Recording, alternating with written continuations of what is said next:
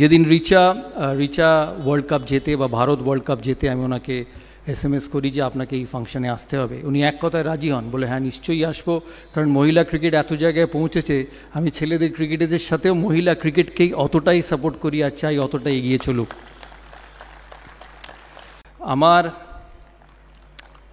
মহিলা ক্রিকেটের এক্সপিরিয়েন্স, তখন আমি খেলি, তখন আমি ঝুলনকে দেখতাম, ঝুলন কম বয়সী ঝুলন ইডেনে প্র্যাকটিস করতো, আমিও আসতাম ইডেনে দৌড়োতে, ঝুলনও দৌড়তো, আমিও আসতাম, তখন আমিও ইন্ডিয়ার হয়ে খেলি, দেশের ক্যাপ্টেন।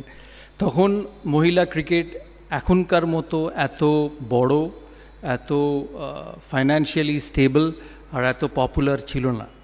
আজ যে মহিলা ক্রিকেট যেখানে পৌঁছেছে, ঝুলন, মিতালি, এদের কাঁধে চড়ে, এদের চেষ্টায়, গার্গীদি আছেন, মিঠুদি আছেন, আরও যারা ভারতবর্ষে খেলেছে বিভিন্ন সময়, তাদের চেষ্টায় আজকে মহিলা ক্রিকেট এই জায়গায় পৌঁছেছে। মনে রাখবেন যে সব কিছু শুরু হয়, আর শুরুটা হয়তো অতটা